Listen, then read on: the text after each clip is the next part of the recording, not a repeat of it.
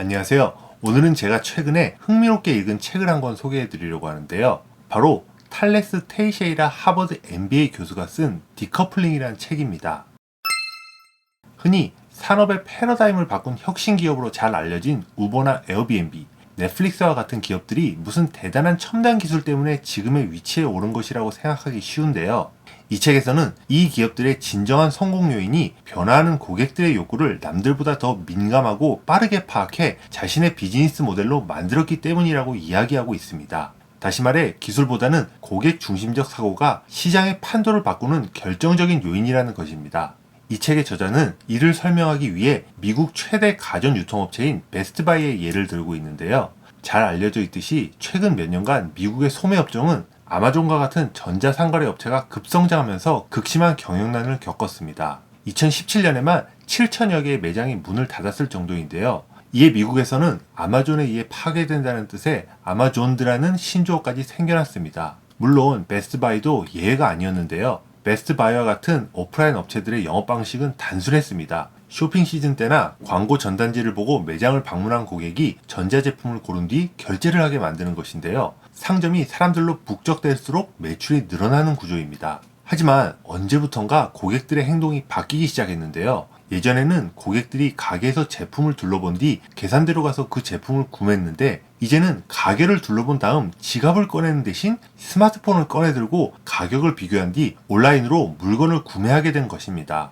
다시 말해 오프라인 매장에서 제품을 살펴본 뒤 실제 구매는 온라인에서 하는 쇼루밍 현상이 급격히 확산된 것인데요. 하지만 베스트바이 직원들은 오프라인 매장에서 제품을 구매하지 않은 채 떠나는 고객들을 그저 바라볼 수밖에 없었습니다. 베스트바이는 엄청난 피해를 입게 되었는데요. 2012년 연말 쇼핑 시즌이 끝나고 발표한 분기 실적이 17억 달러의 손실을 기록할 만큼 처참한 수준이었고 이후에도 매출과 주가는 내리막길을 걸었습니다. 이에 베스트바이는 고객들이 쇼루밍을 하지 못하도록 제품 바코드를 바꾸고 자체 온라인 상점을 선보였지만 그 어떤 방법도 통하지 않았습니다. 그렇다면 베스트바이를 공경에 빠뜨렸던 아마존은 기존 공룡인 베스트바이를 쓰러뜨리기 위해 어떤 부분을 파고든 것일까요? 아마존이 한 것은 오프라인 매장을 방문한 쇼핑객이 자신이 고른 제품의 가격을 아마존과 비교할 수 있는 모바일 앱을 만든 것이었습니다. 이를 통해 고객이 제품을 사기 위해 거치는 일련의 과정들, 즉 매장을 방문해서 여러 제품을 평가하고 그중 자신에게 적합한 제품을 선택한 뒤 오프라인에서 구매하는 이른바 고객 가치사들 중 구매 단계만 낚아챈 것입니다. 모바일 앱을 통해서 말입니다. 다시 말해 제품을 선택하는 단계까지는 베스트바이에서 하더라도 제품 구매 단계는 아마존에서 이루어지게 함으로써 최종 수익을 독식하게 된 것입니다. 이처럼 아마존은 기존 기업이 갖고 있던 고객 가치사들 중 일부를 끊고 들어가 그 지점을 장악하는 것을 자신의 비즈니스 모델로 삼았습니다. 이 책의 제목이 분리하기, 끊어내기라는 뜻의 디커플링인 것도 이 때문인데요. 여러분도 잘 아시는 세계 최대 공유 차량 업체인 우버가 차를 한 대도 소유하지 않고도 한때 GM과 포드의 시가총액을 뛰어넘으며 자동차 산업의 패러다임을 바꿀 수 있었던 것도 예전에는 당연한 것으로 여겨졌던 차로 이동하는 것과 차를 소유, 운전하는 것을 분리해냈기 때문입니다. 지금까지 소비자들은 딜러로부터 차를 구입해 이것을 유지하고 사용하다가 폐기하는 일련의 과정을 거쳤는데 우버는 여기서 사용 단계만 따로 떼어내 소비자들이 차를 구입하고 유지하는 번거로움을 피할 수 있도록 하면서 시장의 판도를 바꾼 것입니다. 여기서 누군가는 우버가 이렇게 성공한 것이 GPS와 연계된 지도나 온라인 일정 관리 툴과 같은 첨단 IT 기술 때문이라고 주장하겠지만 사실 우버가 사용한 디지털 기술은 무슨 대단한 것이 아니라 이미 당시 업계에서 널리 퍼진 표준화된 기술로 간주되던 것들이었습니다. 다시 말해 지금의 우버를 만든 것은 혁신적인 기술이라기보다는 자동차의 소유와 이동을 분리해낸 비즈니스 모델의 혁신 때문이었다는 것입니다. 세계 1위 공유 숙박업체인 에어비앤비가 글로벌 호텔 비즈니스를 뒤흔들 수 있었던 이유 역시 최첨단 기술 때문이 아니라 고객의 욕구 변화를 빠르게 감지해 이를 비즈니스 모델에 적용했기 때문인데요. 에어비앤비는 출장이나 여행으로 외국 도시를 여러 번 방문한 사람들이 더 이상 천편일률적인 호텔이 아니라 그 도시의 현지 사람들과 라이프 스타일을 경험할 수 있는 공간에 묵기를 원한다는 사실을 발견했습니다. 그리고 부동산의 소유와 사용을 분리해 그 도시의 집을 직접 사는 것이 아니라 누군가가 소유한 집을 잠시 사용하는 방식을 통해 비용을 낮추고 다양한 숙박 옵션을 제공하는 비즈니스 모델을 성공적으로 안착시켰습니다. 이러한 사례에서 보듯이 이 책의 저자는 전 세계 거의 모든 업종에서 일어나는 파괴적 혁신에는 하나의 패턴, 공식이 있다는 점을 이야기하는데요. 그것은 바로 혁신적인 신생 기업들이 변화하는 고객들의 욕구를 파악해 기존 기업의 가치 사슬을 분리시키는 디커플링 전략을 사용한다는 점입니다.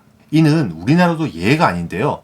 마켓컬리는 요리를 하고 싶지만 재료 구입을 번거롭게 여기는 소비자들에게 재료 배송 단계를 서비스하며 300만 명의 회원을 보유한 새벽 배송 1위 업체로 성장했고, 배달의 민족도 처음에는 온라인 어플을 통해 전단지를 대체함으로써 고객의 검색 단계를 장악한 뒤 이후 결제, 배달 등으로 서비스 영역을 확장하면서 유니콘 기업이 된 사례입니다. 또한 저자는 이처럼 시장 파괴의 원천을 기술이 아니라 고객으로 인식하게 되면 수압 분석이나 마이클 포터의 5가지 힘과 같은 기존의 경영 전략 기법은 별다른 효과를 거두지 못한다고 지적하는데요. 이러한 접근법은 과거처럼 해당 산업에 몇 개의 기업밖에 존재하지 않은 환경을 전제로 경쟁사와 비교해 자신이 가장 잘하는 것에 집중하게 하는 것이지만, 이제는 경영 환경이 완전히 달라졌기 때문입니다. 나이키의 경쟁자가 아디다스가 아닌 닌텐도라는 말이 있듯이 산업 내뿐 아니라 산업 밖에도 경쟁자가 존재하며, 경쟁자 수도 과거처럼 소수의 대기업에 국한되는 것이 아니라 민첩하고 실행력이 뛰어난 수백 개의 스타트업으로 늘어났습니다. 은행 산업만 하더라도 이제는 수많은 핀테크 업체들이 대출에서부터 자산관리에 이르기까지 다양한 분야에서 기존 대형은행의 서비스 영역을 해체하고 있습니다. 저자는 이러한 환경 속에서는 수많은 경쟁자를 이기기 위해 노력하는 것보다 변화의 핵심인 고객을 얻고 유지하는 것이 훨씬 더 중요하다고 강조합니다. 그렇다면 고객들은 왜 기존 기업들이 제공하는 서비스에 만족하지 않고 디커플링을 원할까요? 그것은 바로 고객들이 본인의 이익을 얻는 방향으로 움직이기 때문입니다. 고객들은 기존 기업들이 여러 단계의 가치 사슬에 걸쳐 제공하는 가치에 만족하지 않고 끊임없이 보다 더 전문화된 서비스로 더 나은 가치를 제공하는 기업을 찾고 있는데요. 이를 통해 비용은 줄이고 편의성은 높이고자 하는 것입니다. 신생 기업들도 이러한 고객의 필요를 반영해 기존 기업의 모든 가치 사슬과 사업 부문을 대체하려는 것이 아니라 사업의 작은 일부를 대체하기 위해 노력하고 있는데요. 왜냐하면 일부만 대체해도 그 부분이 앞서 언급한 아마존의 구매 단계처럼 핵심 수익을 창출하는 부분이라면 기존 기업을 무너뜨리기에 충분하기 때문입니다.